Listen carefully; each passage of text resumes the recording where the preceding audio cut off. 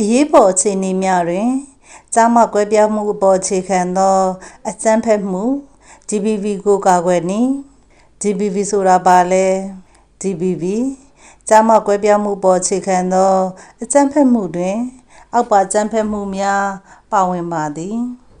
ရုပ်ပိုင်းဆိုင်ရာအကြမ်းဖက်မှုရိုက်နှက်ခြင်းထိပါခြင်းနှုတ်ဖြစ်အကြမ်းဖက်မှုချိန်ချောက်ခြင်းစော်ကားခြင်းစိတ်ပိုင်းဆိုင်ရာအကြမ်းဖက်မှုခြောက်လှန့်ခြင်းရှက်ရွံ့အောင်ပြုခြင်းစီးပွားရေးဆိုင်ရာအကြမ်းဖက်မှုငွေကြေးထိန်းချုပ်ခြင်းခေါင်းပုံဖြတ်ခြင်းဘာတွေဖြစ်နေလဲ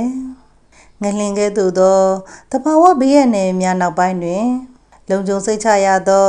နေရာထိုင်ခင်းမရှိခြင်းမိသားစုများနှင့်ကွဲကွာခြင်း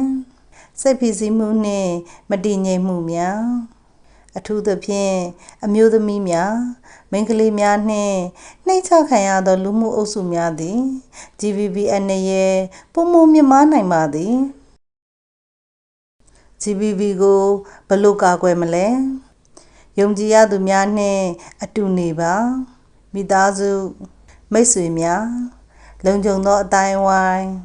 အုပ်စုလိုက်အိပ်ပါအထူးသဖြင့်ညဘက်တွင်တယောက်တည်းနေခြင်းကိုရှောင်ပါကလေးများကိုဂရုစိုက်ပါ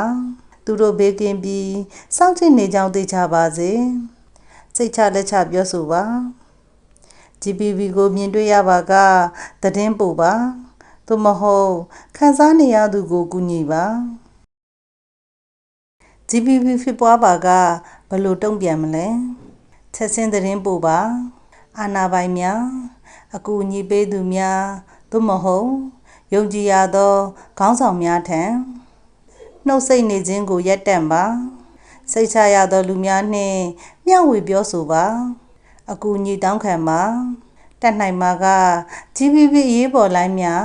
သို့မဟုတ်ကျန်းမာရေးဝန်ဆောင်မှုများကိုဆက်သွယ်ပါသင်ဘေးကင်းလုံခြုံမှုသည်သင်ရပိုင်ခွင့်ဖြစ်သည် GBV ကိုလစ်လျူမရှုပါနှင့်